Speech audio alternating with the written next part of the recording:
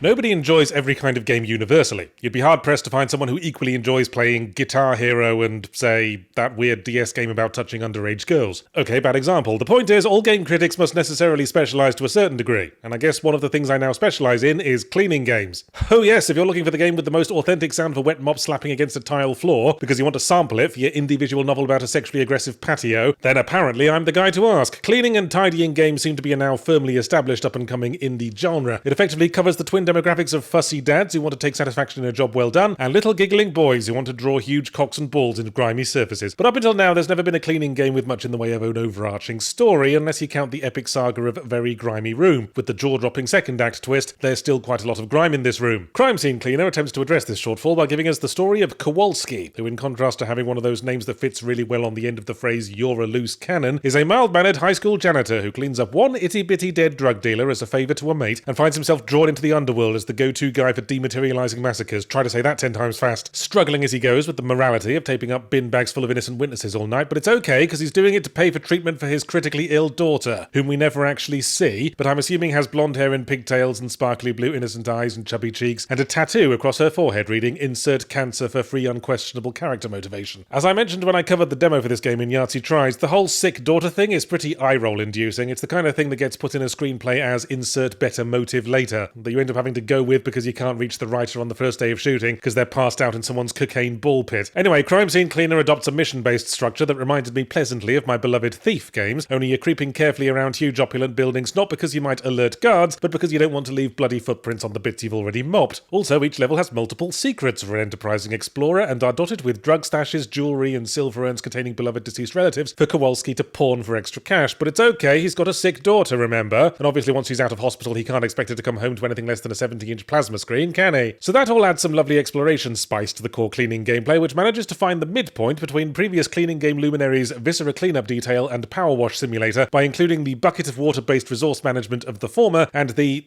power washer of the latter. The power washer kind of sucks a big fat scrub daddy if you're not prepared to sink several missions worth of upgrade points into it. But what's a game supposed to do? Not have the inevitable fucking skill tree that means all your tools start out about as effective as a laundry pole with a Q-tip taped to the end? Even the fucking flashlight you have to unlock, and then you need to invest more points to give the battery a higher life expectancy than a 4-pack at an AA meeting. And the environments are usually pretty fucking dark, because you don't hoof corpses into your trunk at 11 in the morning, cheerfully nodding to the mailman as you pass. On the whole, I'd say the mop-slapping action doesn't have quite the satisfying visceral cleaning action that, Viscera Cleanup Detail had, but I admire Crime Scene Cleaner's greater depth of strategy. You have to figure out when a situation calls for a mop and when for the good old scrub daddy. Sure, the mop will make short work of the kitchen worktop, but the investigating officers might get weird about all the broken wine glasses. Is it better to clean first, or leave that until after you've rearranged the furniture? What combination of cleaning fluids most optimally meets the current requirements for strength, lastability, and providing an inexpensive mellow high when inhaled? I think it's fair to say Crime Scene Cleaner provides the most varied and sophisticated cleaning gameplay we've yet seen in the genre, and it's certainly worth a play to my fellow post-dad game enthusiasts. That said, for being the cleaning game that finally put some effort into the story, I wish it had put more effort into the story. The main character comes across as kind of a prick. How dare you, Yahtzee's got a sick daughter? Don't I fucking know? I bet he never shuts up about it when he's at a dinner party and brings the whole atmosphere down. The witty, sarcastic asides that made Garrett seem like a dry, cool badass make Kowalski seem like a passive-aggressive twat. He'll mutter under his breath about how naughty our boss was to murder all these innocent people but never actually consider not working for the guy. There's even a level where he cleans up the body of the friend who got him this gig in the first place, and that still doesn't give him pause for thought. Them's the breaks, he murmurs philosophically, as he struggles to close his trunk on the stiffening flesh of his only established ally, like it's a stubborn suitcase in an overhead bin. You want to know the dramatic conclusion to all this? Spoiler alert. After the final story mission, our gangland boss gets arrested, not because of anything we did, and Kowalski dramatically and heroically declares, probably gonna chuck in the crime scene cleaning now, not really into it.